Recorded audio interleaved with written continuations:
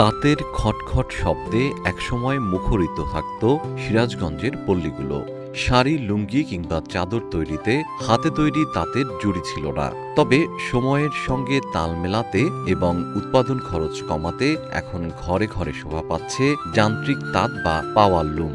আধুনিক প্রযুক্তির সুবাদে এখন আগের চেয়ে অনেক কম সময়ে বিপুল পরিমাণ কাপড় তৈরি হচ্ছে। তবে মুদ্রার অপর পিঠে রয়েছে এক করুণ বাস্তবতা। আধুনিক পাওয়ার লুম চালাতে যেখানে অল্প কয়েকজন কর্মীর প্রয়োজন হয়, সেখানে কাজ হারাচ্ছেন হাতে চালানো তাঁতের শত শত প্রান্তিক শ্রমিক। যেসব কারিগর বছরের পর বছর ধরে নিজেদের হাতে ফুটিয়ে তুলেছেন নিখুঁত নকশা, প্রযুক্তি আসার পর তাদের কদর ও চাহিদাই এখন সবচেয়ে কম।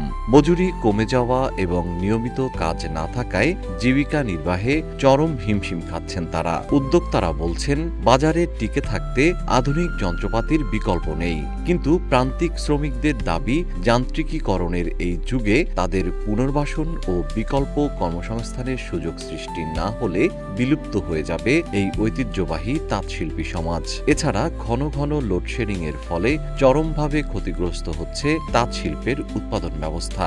একই সাথে দফায় দফায় রং ও সুতার দাম বৃদ্ধির কারণে চরম লোকসানের মুখে জেলার ঐতিহ্যবাহী এই শিল্পটি। তাই তাঁতশিল্প রক্ষায় সরকারি সহায়তার দাবি তাঁত মালিকদের। সুতা রাসায়নিকের দাম বৃদ্ধি ও বিদেশে রপ্তানি করতে না পেরে তাঁতিরা তাঁত বন্ধ করে দিতে বাধ্য হচ্ছে।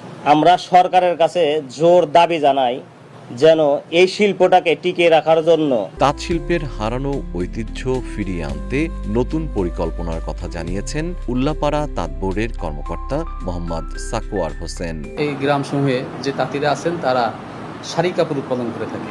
বর্তমানে রপ্তানি প্রক্রিয়াটা একটু ঝামেলা আছে। আশা করি দ্রুতই এই সমস্যার সমাধান হবে। জিএম শিহাব, রূপালী বাংলাদেশ।